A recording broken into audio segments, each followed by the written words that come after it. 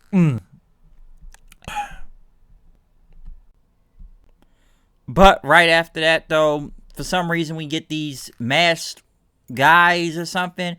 Well, they all had hoodies on and whatnot, and they had security footage, and I guess they're trying to see who's been messing with all the, the lighting and technical difficulties. Like these 5 dudes just in all black were throwing Molotov cocktails at the production equipment, just burning it. So I don't know what was going on with that. And people actually thought this was the Undisputed Era for some reason, okay? So I don't know what was going on with that. Didn't make a lot of sense. Some people actually thought it was, but it's 5 of them, so it can't be the Undisputed Era if it's only 4 of them. So just random folks just burning shit up around the Performance Center for some reason. Then the Hurt Business, they were pretty much walking around. They had suits on and talking about, everything has been going on tonight. And MVP says, it's just been a lot of mysterious stuff going on and all these Molotov cocktails, technical difficulties, this whole Raw Underground stuff. And telling Benjamin, it's kind of a coincidence, like, why is all this happening when this Raw Underground is tonight? And MVP says he's going to figure this out, okay? So they're going to do something about it. But next thing you know, Seth Rollins and Murphy came out then. Pretty much, we got some housekeeping to do. And talked about Tom Phillips and they had some questions for him. If he considers himself as a professional and, ask him if he considers being an unbiased journalist. And, he asked if he takes pride in his job and body of work. As they looked at Tom Phillips then, Rollins pretty much came out to the ring and went to the table and pretty much says, "What did you do last week, huh? When Dominic attacked me with a kendo stick. You sat there and you cheered Tom," and he said, Tom, Tom, Tom, several times. You sat there and you cheered him on. And you just see Samoa Joe just kind of sitting there, leaning back in his chair, just, just kind of looking around, just doing this with his head down and everything. And pretty much, you want to say you're the voice of Raw and everything. And I'm going to make you part of the greater good, whether you like it or not. And you're doing just a poor job and everything. You're becoming a liability now. So it needs to be a new voice of Raw. And he told Murphy to take him, but Samoa Joe got up saying, nah, that ain't about to happen, yo. You ain't doing that. All right? Now, you can go back to the ring, you can make your point, or I can slap you right now and take out your disciple. So what's it gonna be, huh? What you gonna do? And as Joe said, I'm ready, let's do it. He took off his jacket and everything. Because he was cheering, I was laughing hard. I was laughing harder than anybody out here was last week, okay? And Rollins told him, I don't think you want none of this. But he says, nah, Seth, I do. And when he took off his headset and everything, Rollins and Murphy got in the ring. I was like, this is what you want? Okay, come on. Own up to your responsibility. But before Samoa Joe could even get into the ring, Dominic came out of nowhere with a kendo stick, whacking everybody with it. Pretty much taking down both Rollins and Murphy, hitting Rollins with a 619, taking him out, and then he dove onto both of them, jumping off the top rope then. And as Rollins and Murphy got to dodge, Rollins says, enough is enough. All right, I accept your challenge at SummerSlam then. And I guess Dominic had some type of music playing for him, so apparently he's got theme music now. Very generic, but he's got theme music now. But before this show even went off the air, and, Samoa Joe's all fired up and everything, even giving, Tom a fist bump right there. We then went back to Shane McMahon, which I should have said also, for some reason, we got the Viking Raiders Fight Club too. Rowe there, he was fighting some random dude. I will say it looked better than what the Viking Raiders have done lately. It's better than being silly skits with Street Profits out there. And then, he's got Dolph Ziggler beating up some dude and everything, calling him a badass and whatnot. This random guy until the Hurt Business walked in. And, we controlling Raw Underground right now. Anybody want to face Lashley? Come on, which just fits right in Lashley's environment since the guy is an MMA fighter himself also. This random dude gets in the ring, like, Lashley just tilt-a-whirls him and then punches him, I think, in the shoulder to knock him out. Even like he punched him in the face. And, Lashley just beat these guys up. MVP again, like, come on, who wants some, huh? Come on, who wants some? They beat up some dude next. And then he says, come on, man, step in, come on. And then Shelton Benjamin was in the ring, says, hey, Shelton, this dude talked about your mama, man. What you gonna do about it? He talked about your mama. What is you gonna do about it? So Benjamin gets in, they beat up all these random dudes. Okay? They basically ran up in the Fight Club, jumped everybody, and took them out. Whoever these random dudes are. Because they have now taken over this Fight Underground, Raw Underground, or whatever we calling this thing right now. Because they says, this business is booming, okay? And Shane pretty much said, hey, y'all can say as long as y'all want, but we gonna see what happens next week, okay? So, just a lot of just crazy stuff happening on Raw tonight. I'm not gonna lie. With all this insanity going on, I didn't know whether to be hyped over this stuff or just keep crapping all over this show. But I was interested throughout tonight. Now, I know we don't know who these people are burning with Molotov cocktails going on. Whoever these random news have been, causing all these technical difficulties all night. So apparently there was going to be some new faction, but obviously they're just kind of milking it right now and building. Maybe we'll find out next week. I don't know. We got this Fight Underground Fight Club thing, which some say just looks like some, just fake fights going on. I don't even know where this is going right now. Shane McMahon getting hyped up. You got strippers in the background. You got a real fight club going on here on Monday Night Raw. I don't know how the ratings this is going to hype up, but man, I don't know why I was excited to see that. I just thought the environment looked cool. I don't think the concept is going to work. And like I said, you've had people trying to shit all over this all night. I'm going to have my own opinion on this, okay? I'm not going to follow everything that just plays along. I thought it was interesting. I don't know if it was executed right. This is week 1, but I don't know if this is going to go right all the way, okay? I don't know. It's like some would say, this is pro wrestling, not a Fight Underground, Fight Club, or movie, or blood sport. I don't know. But it was at least something of a new idea, though, okay? And we got, Montez Ford, he gets poisoned and whatnot. Just so much stuff going on in this show, good and bad. The best thing I liked was the Drew and Randy Orton segment. That was the best thing on there. Even Kevin Owens' thing with the Riot Squad was actually pretty good too. Didn't mind that. Crew's still getting both U.S. titles. Come on, it was coming, but apparently it's going to be a rematch now for those U.S. titles. Or I should just say the U.S. title, not both of them, but just for that new one. But, just a lot of stuff going on in this show tonight, which I don't even know if I could even keep up with half of what was going on. Even the Dominic Seth thing wasn't that bad out there in that segment. And Joe almost kind of coming back to the fold things. I actually thought Samoa Joe was back for a minute, but apparently he's not, though. He may be hurt, he may be not hurt. I don't know, but I kind of believe he was about to get in the ring and do some shit tonight. But this show, I'm just saying, this show was like over the place. I didn't even think it was that bad. It kept me watching, okay? This didn't make me go to sleep tonight. This actually had me trying to figure out what was going to happen next. So I wasn't actually tired or almost bored about to fall asleep through this show. That's why I was kind of hyped to talk about this right now, because it actually had me interested in some things going on. So I don't know where this Fight Underground thing, Raw Underground, maybe it'll be back next week. Maybe we will get this new faction next week. I don't know who's coming in. Maybe it's a group. I don't know, this is some type of swerve or leading into something from this whole Raw Underground shoot club. Like I said, I'm not sure about the content, but I thought the environment looked cool in the background though, with everybody just standing around. It just looks dark. It makes you feel like you in some real street level shit right here, okay? It makes you feel like you in some fight club. You got some strippers dancing around like it's some bar, maybe TNA 2002 when they first started, when they used to have women in a cage dancing and whatnot. I don't know, but the strippers probably need to work on the moves and whatnot, but I don't know. I wasn't even mad at this all the way. Don't think it's made, I don't know if it's going to work, but we'll see where this goes.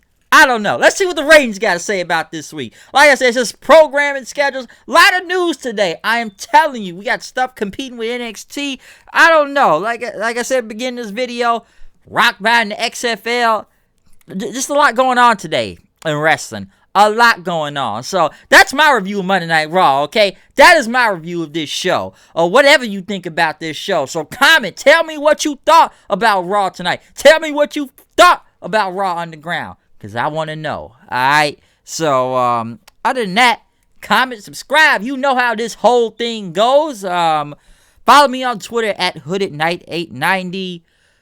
Just, it's me, the HOOD, coming here with the news and the reviews. You know what I am, know what I do. Came and I saw Monday Night Raw. Gonna be harder than the sound. We just got done with the debut of Raw Underground.